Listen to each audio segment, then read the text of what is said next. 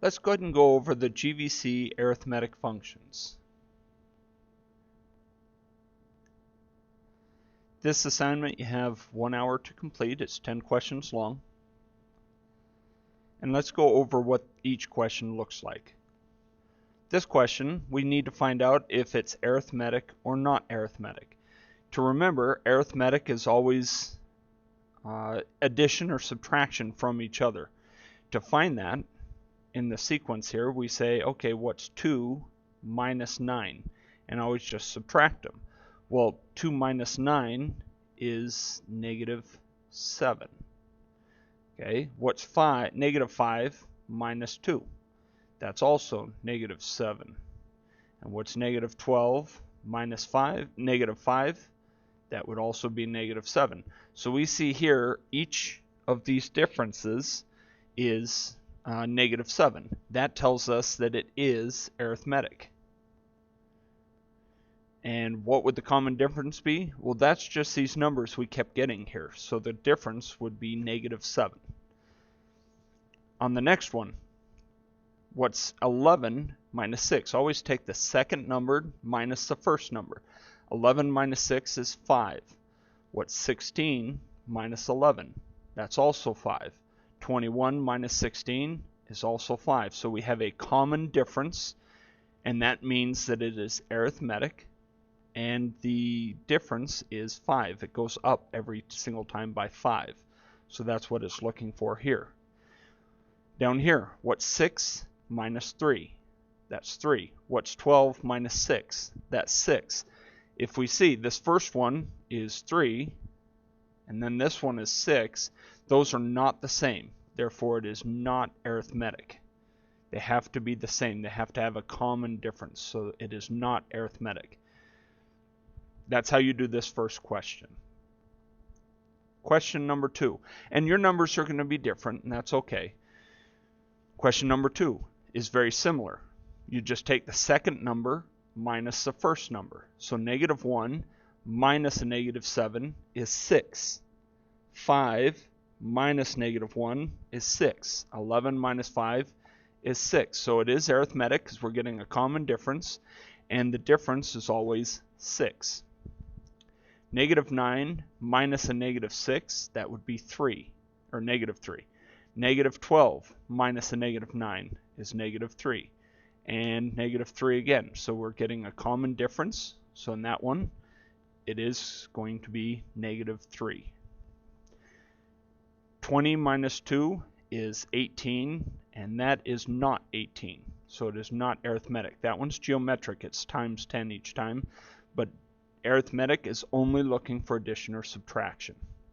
So that's how you do number 1 and 2.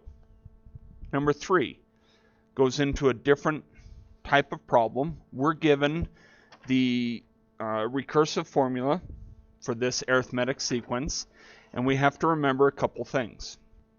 The recursive formula is always a sub 1 equals, and this part is going to be the first term.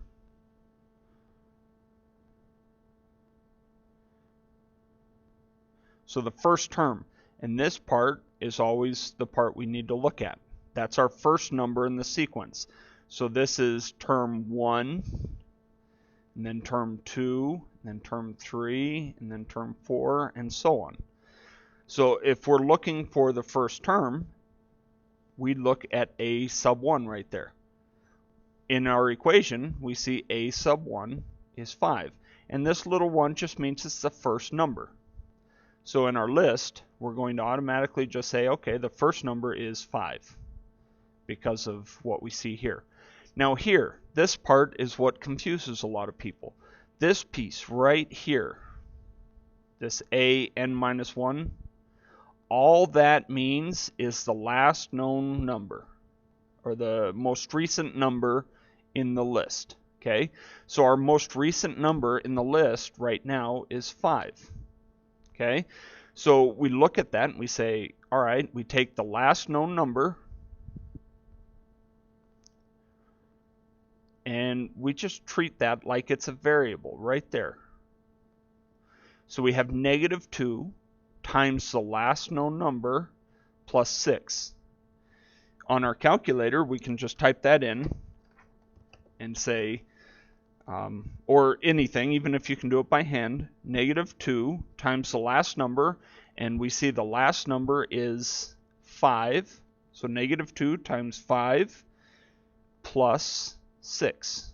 So we see that -2 times 5 plus 6. We don't have to put anything in for the n or the a. That whole thing is just treated like a variable right there. So we have -2 times 5 plus 6 equals, so our next number is -4.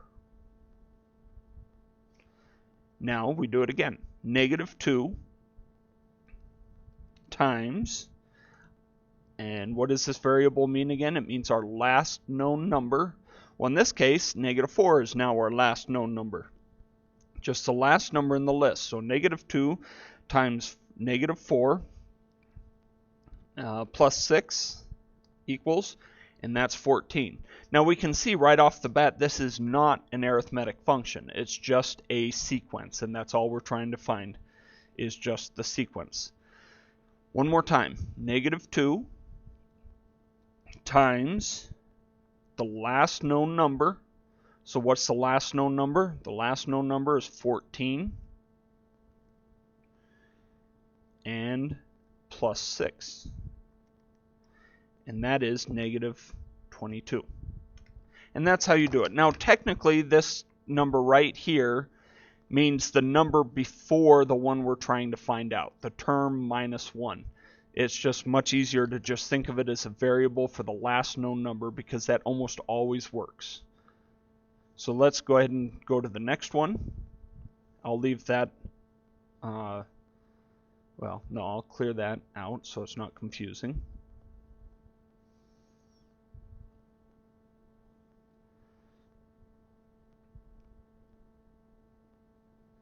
This next one is doing the exact same thing. So we look, what is our first number? A sub 1 tells us that our first number is -3. So we just put that right there in the first spot, -3. And then the next number, we have to look to the rest of it now.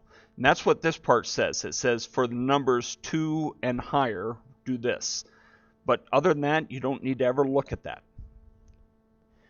The a n-1, just think of that as x, or the variable for the last known number. Okay, so now we have -2 times x plus 10. Well, what is x? The last known number. What is our last known number? Is -3. So -2 times -3 is 6 plus 10 is 16. Okay, and we do it again. -2 times the last known number. What is our last known number? Our last number now is 16. That's the last known number in the list. So -2 times 16 plus 10. We still have that plus 10 on the end here. And that turns out to be -22. Okay, and one more time, we look again and we say, you know, what's our last known, or first we say -2 times the last known number, x, whatever it is. Our last known number is -22. So -2 times -22 and then plus 10, and we get 54. And that is how we do that type of problem.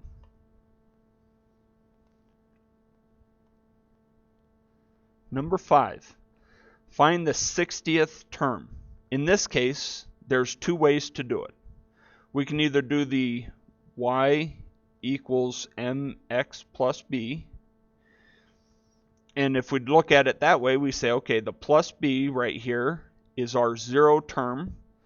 So this is our first term, second, third, and so on, and we see it's going up by 9 each time.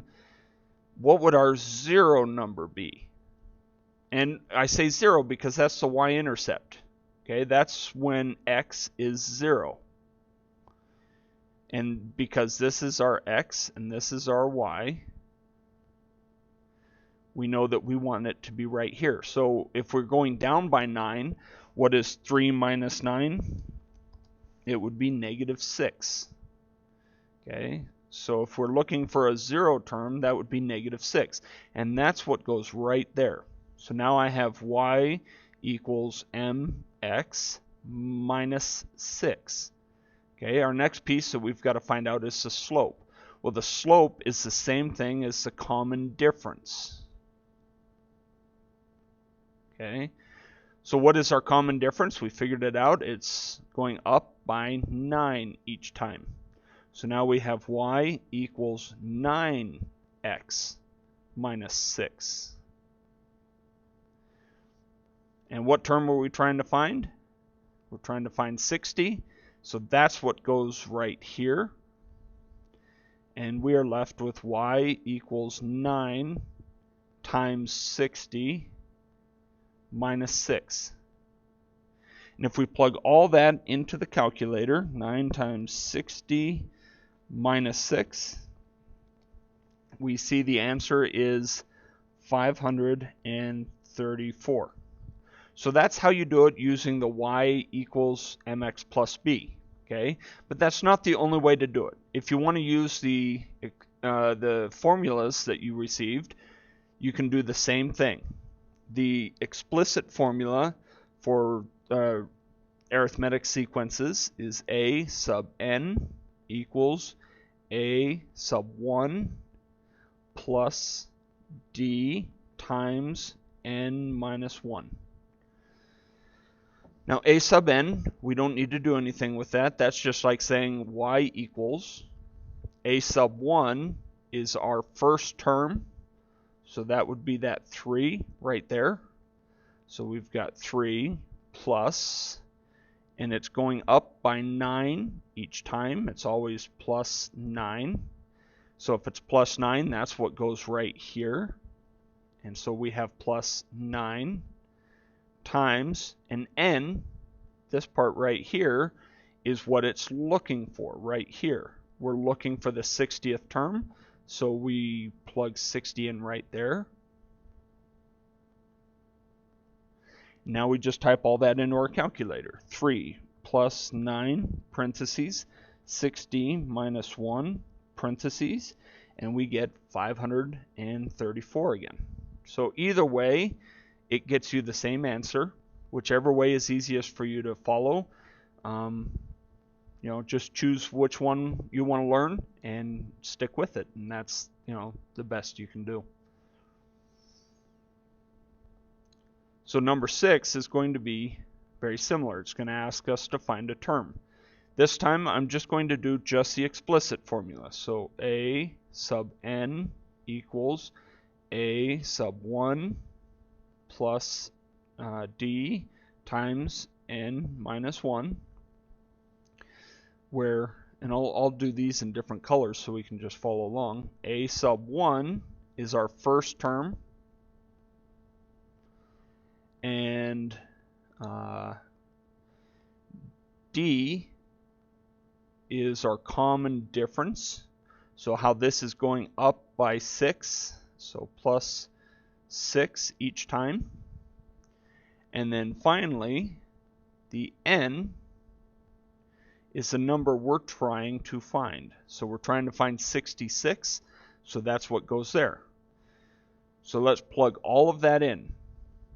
We have a sub n equals, our first term is 7. Our common difference is plus 6. Our n, first we have the parentheses, our n is our 66th term, minus 1, parentheses. Now the parentheses are very important. You can't leave those out. So let's go ahead and plug that in. 7 plus 6, parentheses 66 minus 1, parentheses, enter, and we get 397. So in this case, that term is 397.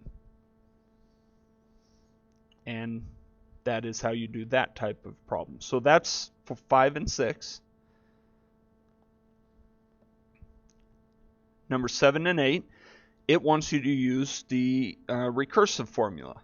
And let me just remind you of what that is. That's a sub 1 equals, in this one we want the first term. And then right below that we have a sub n equals a sub n minus 1 plus d. And the only parts you're changing are going to be the first term and this plus d. Everything else stays exactly the same. Nothing changes. So right here, a sub 1, what's our first term? We see our first term is -8. That's the first number in the list. And, you know, we can always just remember A1 always just means the first number. Okay? So A1, first number. And then A sub n. A sub n equals, there's no box around this part, so I'm just going to type it in exactly as I see it. A with the subtext n minus 1. And then you can just hit the right arrow to get back up into the normal text out of the subtext. And then we come up to plus d. Well, the plus d has a box around it, so we know we have to change it. And that just means what's the common difference? What's happening here? Common difference is -3, -3, -3, so it's -3 each time. That is our common difference. So back down here, we'll just put -3. That's the answer. That's all you got to put. This a n minus 1 is what throws people all the time. You just type it as you see it. What that means is you take the first term or the last known term in the list and -3. Then the next term -3, and then the next one -3. Remember, that's just a big variable x is all that is. So let's go ahead and try the next one. Again, a sub 1 equals the first term, or the first number. And then we have a sub n equals a sub n minus 1 plus d. Okay, so let's look at these. Our first number is our first number. Just simple right there. So right here, I'm going to type in my first number. A sub 1 is 14. Then down here in the next one, we have a sub n equals a sub n minus 1. So I'm just going to go ahead and type that. A n minus 1. And then hit the right arrow to get back up into the normal text. And then we see this next part here that we've got to change. The common difference. What's happening here? It's going down by 6 each time. So -6, -6, -6. We see it's always -6. So that's our common difference. So with that, we put -6. And that's all we have to do. You don't have to worry about this last part at all. In fact, just pretend it's not even there. Okay, you don't even have to think about it. The next type of question that you'll get 9 and 10. It wants to write this in an explicit formula. Well, an explicit formula is just a sub n equals a sub 1 plus d parentheses n minus 1. Now this number right here, this letter n, that's the term we're trying to find. And it tells us here we're trying to find the nth term. Well, that n is already there. We just leave it there. Okay? Whatever term we're trying to find. If we're trying to find the 11th term, we'll put 11 there. If we're trying to find the 15th term, we'll put 15 there. If we're trying to find the smiley face term, we'll put the smiley face term in there. Okay? So it doesn't matter. Whatever term we're trying to find, that's what goes in there. I erased too much. Okay? So now, we know the rest. We have our a sub 1. We have our difference. we're going to type it exactly as we see it. A sub n equals, which is what we have right here. A sub 1 is always our first term. So we look right here at term number 1, and we see it's 2. So I'm going to just type a 2 there. And I see it's going up by 7 each time, plus 7, plus 7, plus 7. So I'm just going to do plus 7 for the common difference. And that's all I'm doing right there, is that is the plus 7, the common difference. And then this part right here, we just type exactly as we see it, because we're trying to find the nth term, so we just leave n there. So I'm going to do parentheses, n minus 1, parentheses, and you're done. That's the answer. Now let's clear some of that out, but I want to leave the formula there. And let's do the last one. It's going to be the same type of question. The arithmetic sequence is given below. There it is. Now write an explicit formula for the nth term. The explicit formula is a sub n equals, and we've already got that right here. That's this piece. So it's already written there. Okay. The next piece that we need to look at is a sub 1. Which one is our a sub 1? That's our first term. That's 19 right there. So I'm going to type 19. And it's going down by 4, minus 4, minus 4, minus 4. So my common difference is minus 4. And which term am I trying to find? I'm trying to find the nth term right there. So I'm going to leave n right there. Whatever term I'm trying to find is what goes right there. So I'm going to leave that as n minus 1. Let's not do it that way though. Let's do it this way. There. n minus 1, parentheses. And that's it. That's the answer. Okay? So everything that you need is in that sequence of formulas chart that I gave out in class. Use it as much as you can. Hopefully this helps you get through the homework. Let me know if you need any more help.